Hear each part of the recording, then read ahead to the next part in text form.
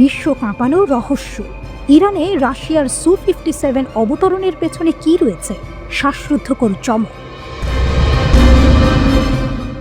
ভারত থেকে রাশিয়া ফেরার পথে রাশিয়ার সুপারসনিক স্টেলথ ফাইটার সু-57 আচমকা নেমে পড়ল ইরানে। কিন্তু কেন? কিসের ইঙ্গিত? এটি কি শুধুই রিফুয়েলিং, নাকি এর পেছনে লুকিয়ে আছে এক মহাকৌশল? বিশ্ব জুড়ে চলছে চরম জল্পনা। অপ্রত্যাশিত অবতরণ। সম্প্রতি বেঙ্গালুরুর এরো ইন্ডিয়ায় অংশ নিয়েছিল রাশিয়ার অত্যাধুনিক যুদ্ধবিমান সু-57।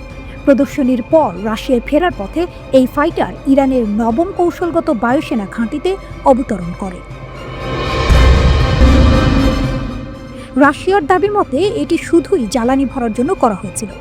ভারতের বেঙ্গালুরু থেকে রাশিয়ার দূরত্ব 4000 কিলোমিটারেরও বেশি, আর সু-57-এর সাবসনিক রেঞ্জ 3500 কিলোমিটার। তাই পারস্য উপসাগরের নিকটবর্তী বন্দর আব্বাসি ছিল সবচেয়ে সুবিধাজনক স্টপ ওভার। কিন্তু ইরানি শত্রুরা কি সহজে এই ব্যাখ্যা বিশ্বাস করবে? ইরান রাশিয়ার গোপন সামরিক বোঝাপড়া নয় তো? বিশেষজ্ঞদের মতে এটি কেবল জ্বালানি ভরার বিষয় নয়, ইরানের চোখ ছিল সু-57-এর ওপর।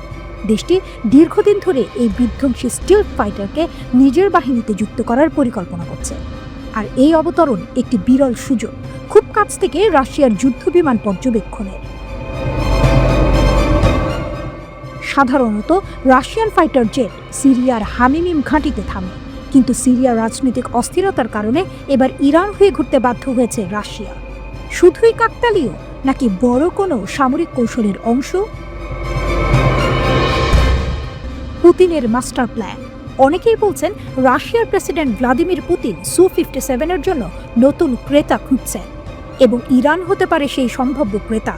পশ্চিমারা যখন ইরানকে সামরিকভাবে দুর্বল করতে চাইছে, তখন রাশিয়ার অত্যাধুনিক প্রযুক্তি ইরানের হাতে গেলে ভূ রাজনীতির মোড় ঘুরে যেতে পারে। সুখোই সু-57 রাশিয়ার দুর্ধর্ষ স্টেলথ ফাইটার জেট। সুখোই সু-57 হল রাশিয়ার তৈরি পঞ্চম প্রজন্মের স্টেলথ যুদ্ধবিমান, যা আকাশযুদ্ধ ও স্ট্রাইক মিশনের জন্য ডিজাইন করা হয়েছে। এটি দ্রুতগতি, উন্নত প্রযুক্তি ও উচ্চ ক্ষমতা সম্পন্ন অস্ত্র বহনে সক্ষম।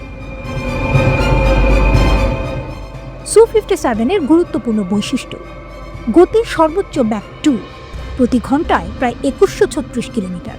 পরিসীমা: যুদ্ধের সময় প্রায় 1900 কিলোমিটার পর্যন্ত উড়তে পারে। ভেতরের বিশেষ চেম্বার ও বাইরের অংশে বিভিন্ন ধরনের ক্ষেপণাস্ত্র ও বোমা বহন করতে পারে। এটি আধুনিক যুদ্ধের জন্য তৈরি, যেখানে স্টেলথ বজায় রেখে শত্রুকে ধ্বংস করা যায়।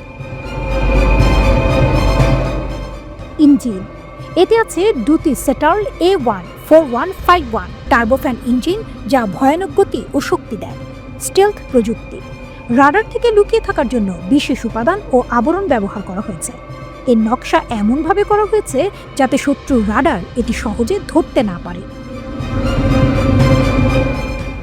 অভ্যন্তরীণ অস্ত্র বহন: বিমানের ডানার নিচে ও ইঞ্জিনের পাশে বিশেষ অস্ত্র বহনের জায়গা রয়েছে। নকশা: মসৃণ, হালকা ও 2 ইঞ্জিন বিশিষ্ট ডিজাইন, যা স্টেলথ এবং গতির জন্য উপযুক্ত।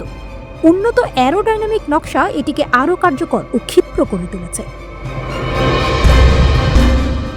পশ্চিমাদের জন্য কি অশনি সংকেত?